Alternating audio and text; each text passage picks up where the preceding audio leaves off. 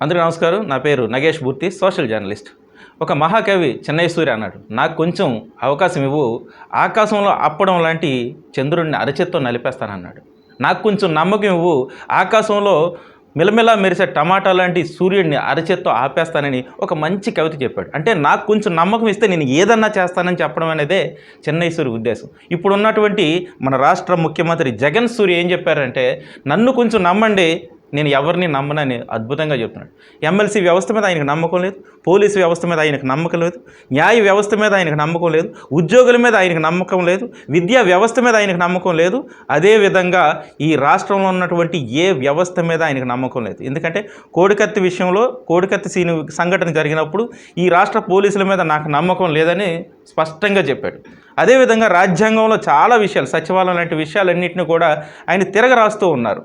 ఇవన్నీ నచ్చట్లేదని చెప్తూ ఉన్నారు.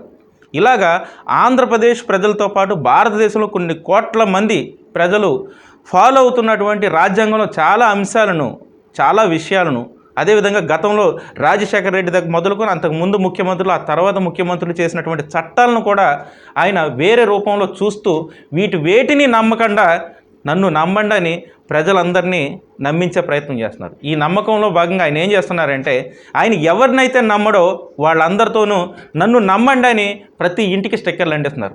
బాగుంది కదా జగన్ సూర్య గారి కవిత్వం. నిజంగా ఆయన నమ్మాలా, నమ్మకూడదా? ఆయన ఎవరినైతే నమ్మటం లేదో ఆ నమ్మని వాళ్ళందరూ ఆయన్నే నమ్మండి అని నమ్మకంతో స్టిక్కర్లు అంటిస్తున్నారు కదా. ఇంతకీ ఎవరు నమ్మాలి, ఎందుకు నమ్మాలి, ఎలా నమ్మాలి? ఆంధ్రప్రదేశ్ ప్రజలే తెలుసుకోవాలి. Thank you. Please subscribe our channel.